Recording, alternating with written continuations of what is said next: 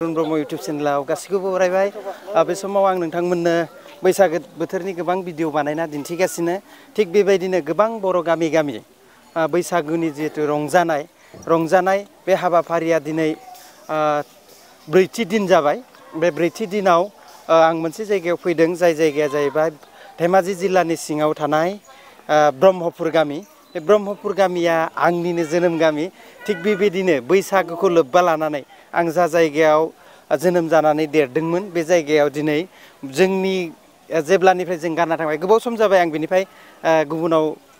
रायजो जाहैबाय होननांगोन आरो। थिग बेबायदिनो गोबाव समनि उनाव फैनानै जितु बे ब्रह्मपुर गामिनि रायजो राजाफोरखौ लोगो हमलायनाय, गोदोनि थासारिया दानि थासारिया माबायदि जानानै दंमोन बेखौ सावरायनायनि गेजेरजों दिनै बैसागु बोथोरनि जितु बे गामिनि रंजानाय, न'खर न'खर रंजानाय, हायलालाय हुइलालाय उन्दै गेदेरनि जि गाननाय जोमनायजों बर'नि हारिमुजों समायफ्लेनाय बे गामियाव दिनै जितु बैसागो बोथोरनि सायाव एसे बाथ्रा जों सावरायनो नागिरदों। थिग बिदिनो न'खर न'खर हाबदों आरो न'खर न'खर जितु नायदों, जितु ब्रह्मपुरा गोबां सोलायबाय। गोदोनि जितु ब्रह्मपुरा दा गैलिया, दानि ब्रह्मपुरा गोबां सोलायनाय ब्रह्मपुर जाबाय आरो। थिग बिनिखायनो दिनै जे बे गामियाव बैसागु बोथोरनि दान्दिसे रंजानाय मोसानायाव बाहागो लानानै जोबोद गोजोननाय मोन्दों। आरो बैसागुनि जितु आङो दाब दाब जायगायाव बेरायनायलाय गामसा गाननानै जितु बाइक सालायनो उसुबिदाखाय लंपेन्ट गाननानै फैदों, गाज्रि मोननाङा। नङाब्ला आंबो गामियाव गामसा गाननानै मोसाबाय थाखादोंमोन। खिन्थु दिनै दाब दाब जायगायाव थांनो गोनां जागोन बायदि नुनानै आं लंपेन्ट गाननानै फैदों। थिग बेनिखायनो गाज्रि दामोन। नोंथांमोननो आङो बैसागु बोथोरनि माखासे बाथ्रा फोरमायनो नागिरदों।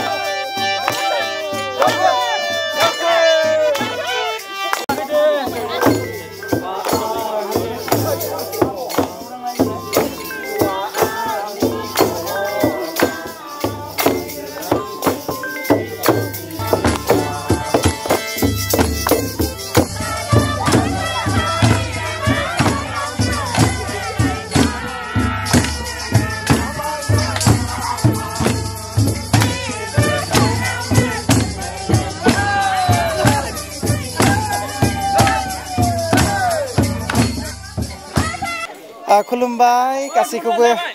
आंनि चेनेलाव बरायफिनबाय बे ब्रह्मपुरनि थासारिखौ मोसानाय आरो गाननाय जोमनायजोंनो नोंथांमोना मिथिखाबाय जानो हागौ जिहेतु जोंनि गामि गामि बैसागो बोथोरा जोबोद समायना जादों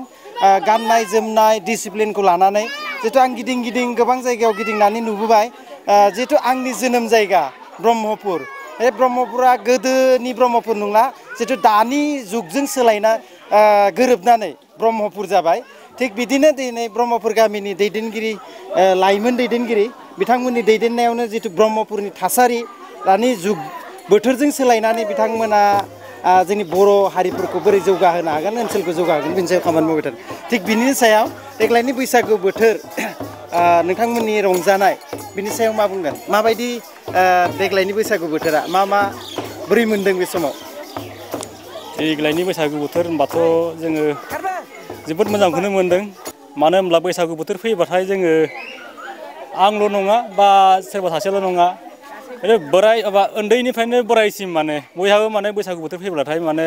बिखायानो गुरलुब गुरलुब मोनो मानोबा मानो मोनो बेखौबो मिथिया हाया माने रंजानाय आरो रंजानाय दिन जाखांखायो आरो गावनो अट'मेटिक फैखायो माने एक थारिख हाबनायनिफ्राय अट'मेटिक गावनो फैखायो माने रंजानाय माने गोसोआव फैखायो हारसिंनो बेनिखायनो बैसागो आरो बैसागु थिग बिदिनो देग्लाय बैसागु बोथोरा ब्रह्मपुर गामिनि बैसागु बोथोरा जोबोद मोजां जादों होनदों आरो ना दे मा बुंगोन बे समाव आं जोबोद गोजोन फोरमायनो सानदों गिबियाव रादाब नायगिरि आरो लोगोसे बुथुमगिरि बिथांमोनखौ गोदान बोसोरखौ लोब्बा लाखिनानै आंनि गोसोनिफ्राय अननाय आरो खुलुमनायखौ जासिहरनाय थाबाय बे रंजालि बैसागुखौ जों एंगार हाया गोदोनिफ्रायनो आबै आबौनि दिननिफ्रायनो जों जाबाय थानाय बैसागु रंजालि बैसागु फोरबो जोंनि हारिनि सिनस्रि जों बेखौ थैनानै थांजासिम जों गारनो हानाय नङा बे गुवार बुहुमा जेब्लासिम थाबाय थागोन अब्लासिम जोंनि हारिया थाबाय थागोन आरो जोङो ट्रेडिसनेल एबा जोंनि हारिमुनि गाननाय जोमनायजों जों लाखिबाय थागोन जों बेखौनो आसा खालामो गासैबो फैबाय थानाय समाव जों रंजालि बैसागुखौ मोजाङै मानिगोन आरो आं मानिबाय थागोन जोबोद गोजोननाय मोनदों जोबथारनायाव आं गासैखौबो आंनि गोसो गोरोबबाय अननाय आरो खुलुमनायखौ जासिहरनाय थाबाय गोजोननाय थाबाय बिथाङा माबा मोनसे बुंगोन बैसागु बोथोर जिहेतु बैसागो होनोब्ला जों गोबां लोंनाय जौफोरजों लोब्बा लायो थिग नोंथांमोननि दिनै नुबाय न'खरथाम न'खरब्रै हाबबाय खिन्थु जौ लोंनायखौ आं नुनो मोनाखै बेनि सायाव मा थांखिफोर लादोंमोन नामा नोंथांमोना आं गिबियावनो रिपर्ट बुथुमगिरि बिथांमोनखौ गिबियावनो साबायखर बावग्रोनाय थाबाय आङो दा गोदान बोसोरनि सोमोन्दै बेखौनो बुंनो खावलायोदि साफ्रोमबो बुहुमनि बर' सुबुंफ्रा जाहाथे लोंनाय जानायखौ लायालासिनो जोंनि बे रंजालि बैसागुखौ जाहाथे जोंनि बर'नि हारिमु गाननाय जोमनायजों आरो खाम सिफुं जथा बर'नि जिथुनिखि दामजु बेखौ लानानै जोङो गासिबो रंजा बाजायै बोराय बेन्थु गथ' गथाय सेंग्रा सिख्ला हारिमुखौ जाहाथे बुहुमनि फारसे बयनिख्रुइबो गोजौसिन जौगालांनो होगोन होननानै आं बयबो मिजिंथियो आरो गासिबो लोंनाय जानायखौ गोजानाव थानानै गावनि गोसो खुसियै रंजानायखौ आं गासिबोनिसिमबो खावलायो माने लोंनाय जानायखौ दोननानै हारिखौ सिबिनाय हारिमुखौ सिबिनायखौ खावलायो आरो बे समाव नैबे जिहेतु ब्रह्मपुर गामिया मोनसे मैखोम आबादजों लोब्बा थानाय गामि बे हिसाबै देग्लाय बिथांमोना बैसागो जोबनायनि उनाव आबादजों लोब्बा थालायगोन दा बे समाव रायजोफोरखौ मा बुंगोन आरो देग्लायनि थांनाय बोसोराव नोंथांमोननि आबादफ्रा माबायदिमोन आरो फैबाय थानाय समाव मा आसा खालामगोन जिहेथु बैसागो बोथोरा मिथिंगाजों लोब्बा थानाय होनो बैसागोखौ बिनि सायाव मा बुंगोन दे गिबियावनो थाबायजायो थाबायनाबो जों रायज्लायलांजायो गिबियावनो आं जोंनि रिपर्टार बुथुमगासिबो आंनो साबायखर बावहरबाय जोंनि बैसागु बोथोरनि लोगोसे जोंना आबाद मावनायजों लोगोआव आबाद मावनाय धोरोम खान्थिनिफ्राय सबनिफ्राय जों गासैबो मोजाङै फालिलांनो थाखाय जोङो अरायबो बे गोदान बोसोरनि बैसागु बोथोरखौ मोजाङै मोजां हगार होननानै सानदों आरो जोंनाव बिदिनो धरक धोरोम मोननै दङ जोंनाव बाथौ धोरोम बा ब्रह्म धोरोम दङ जों मोननै धोरोमनि गेजेरावबो जोङो बाथौआ थाङो ब्रह्मआव थाङो अब्लाबो जोंना लोंनाय जानायनिफ्राय एसे गोजानाव थायो धरक धोरोमनि खेथ्रआवबो इनावबो थाङो आरो बिदि जोबनाय लोगो लोगो जोंना बैसाग बोथोर बरायनानै थांनाय लोगो लोगो जोंना खेथि आबाद बायदिसिनानिफ्राय बिदिनो फैगोन माबायाव धरक मटर आलु मावो दानि माइ गायनोसै माइ गायनानै गोदान बोसोरखौ हगारहरनो थाखाय जोङो गासैबो रायजोनि जयै रंजालायनानै बिदिनो थायो माने जोङो थायो आरो ना गोजोननाय थाबाय नोंथाङा केमेरानि गेजेरजों नुदों बे बेसेबांबा गुवार फैलाव फोथार बे फोथारावनो बे ब्रह्मपुर गामिनि रायजोफ्रा बे गुवार फोथारावनो आबाद मावनानै न'खर खुंलाङो आरो जोबोद मोजां मोनदों आबा माब्रै खबरा मोजाङानो मोजां दा आइजोफ्राबो माबा मोनसे बुंगोन आङो गोबां जायगायाव बेरायबाय ब्रह्मपुरनि मेथाइ खनग्राफोरखौ आलादासिन मोनदों आरो बे गारांनिफ्राय लानानै गाननाय जोमनायनिफ्राय लानानै दा बे मेथाइ खनगिरिफ्राबो बिराद मोजां मोनदों मोजां नांथारदों दा बे नैबेयाव जोंहा बिब' दं बिबाजै गोबां दं बेनो आंनि जोनोम जायगामोन नालाय बेस्टमोन दा देग्लायनि बैसागु बोथोर बैसागो मेथाइ खनगासिनो मेथाइ खननानै माब्रै मोनदों जोबोद गोजोननाय मोनदों ना बैसागु बोथोरखौ जों मोजां हगार हरनो लुबैयो आरो ना फैबाय थानाय समाव आरो माबायदि रंजालांनो लुबैयो आरो बिनिफ्राय साबसिन जाथों दा गोबां मेथाइ खनगिरिफ्रा पेकसे पेकनै लोङाबा मेथाइ खननो हाया नोंसोर लोंनो नांलायथारा ना ओरैनो हायो जों लोंबा जासिनासो दा नुखादों नोंथांमोना मेथाइखौ खोनासंनानै मिथिखागोन एसेबो सिलिप जायाखै आरो लोंनानै खननाय लोङाबासिनो खननाय बयबो मिथिखायो थिग बेबायदिनो बेयाव फोरोंगिरिबो बे ब्रह्मपुर गामिनि फोरोंगिरि बिथाङाबो बे रंजालि बैसागुआव लोब्बा लानानै दंफायो बिथांजोंबो एसे रायलायगोन बिथाङा फोरोंगिरि बे हिसाबै एसे फैनो खावलायबाय बैसागुआव बाहागो लाफानानै माबायदि मोनदों सासे फोरोंगिरि हिसाबैबाबो जोंहाबो बिबान थायो नालाय समाजजों दैदेननायाव बेयाव गोजोननाय मोनदों आरो बे लाइमोनफोरखौ दैदेननानै गोजोननाय मोनदों जिहेथु नुनानै मोनो माजुलिया पार्टि होनो नामा बिदिखौ माजुलिया गेजेर खोलोबनि मोनो थिग बेखायनो मोनसे समायना जादों आरो ना जादों बयबो माने गावनि दायित्वखौ लाखिनानै बैसागु फालिदों आरो बे समाव बिथाङाबो दङ बिथाङा सासे माने 10 नम्बर वार्डनि मेम्बार बिथाङाबो बाहागो लाना माबायदि मोनदों आं गिबियावनो नोंथांमोननि रंजालि बैसागुनि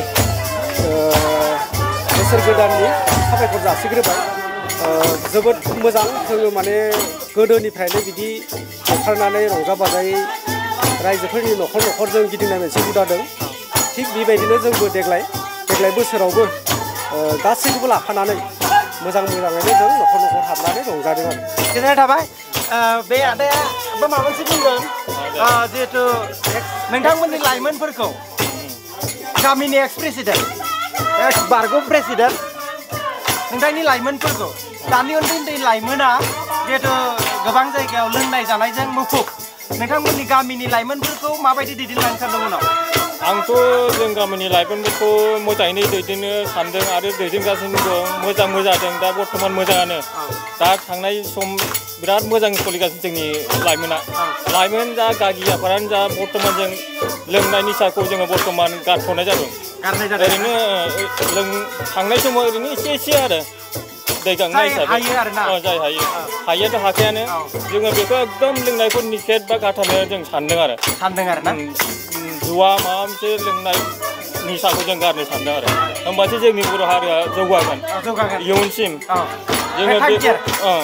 जों बे थांखिखौ लानानै मावदों दा जों खौसेयै बाथौ जा ब्रह्म जा जोङो खौसेयै जानानै जों बे खामानिखौ बैसागु फोरबोखौ जों मानिदों गोजोननाय थाबाय बेनो जिहेथु जोंना बे गोबां हाबाफारि लायो थिग बे हाबाफारिया बैसागु बोथोरनि गेजेरजों बिथांमोना मोजां मोनसे थासारिखौ लाबोनोसो हाबाफारि लादों जोबोद गोजोननाय बाथ्रा नुनानै मिथिखायो बेयाव साफ्रोमबो सुबुंखौ मिथिदों मोजां देहायै जिहेतु निसा जुक्त बुस्थुखौ लायाखै बिथांमोना थिग नोंथांमोना भिडिअनि गेजेरजों केमेरानि गेजेरजों नुखादों आरो बे समाव आङो भिडिअखौ बेखिनियावनो फोजोबनो सानबाय बे ब्रह्मपुर गामियाव बाहागो लानानै आंबो गोजोननाय मोनदों आरो बेबायदिनो नोंथांमोननो हाजासे बैसागोनि सायाव भिडिअबो लाबोबाय थागोन आरो बबे जायगायाव माबायदि रंजादों बेनि सायाव नोंथांमोननो दिन्थिनो आङो नाजाबाय थागोन गोजोन्थों।